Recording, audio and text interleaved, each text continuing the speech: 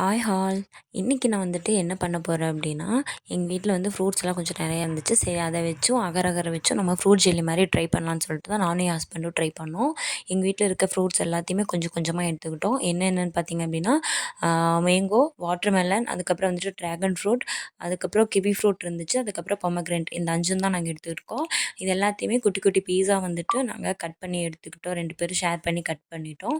அதுக்கப்புறம் பார்த்தீங்கன்னா, நான் சைட்லேயே வந்துட்டு 1 லிட்டர் தண்ணி எடுத்துட்டு அதில் வந்து ஒரு 150 கிராம் அளவுக்கு சுகர் போட்டு நான் வந்துட்டு மிக்ஸ் பண்ணி அகரகர் போட்டு நல்லா அதை காய்ச்சி எடுத்துட்டேன். அதுக்கப்புறம் ஃப்ரூட்ஸ் எல்லாமே ஃப்ளவர் இருக்க ஒரு பவுலில் வந்துட்டு போட்டுட்டு அந்த காய்ச்சின அகரகரை வந்து கொஞ்சம் கொஞ்சமாக ஊற்றி அதுக்கு மேலே இருக்க எல்லா ஃப்ரூட்ஸுமே வந்துட்டு நல்லா மேலே மேலே தூவி விட்டு நாங்கள் ஃபுல்லாக அந்த பவுல் வந்துட்டு ஃபில் பண்ணிக்கிட்டோம். எங்களுக்கு வந்து இந்த மாதிரி 3 பவுலில் ஃபுல்லாக கிடச்சிது. ஸோ இதை வந்துட்டு ஒரு 1 ஹவர் கிட்ட அப்படியே வந்துட்டு க்ளோஸ் பண்ணி வச்சிட்டிங்க அப்படின்னா உங்களுக்கு ஃப்ரூட் ஜெல்லி தயார். எங்கள் எல்லாருக்குமே இது ரொம்ப பிடிச்சிருந்துச்சு. நல்லா ஸ்வீட்டாக, சாஃப்ட்டாக இருந்துச்சு.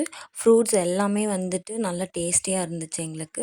புளிப்பா இருக்கிற மாங்காய் மட்டும் நீங்கள் அவாய்ட் பண்ணிக்கோங்க.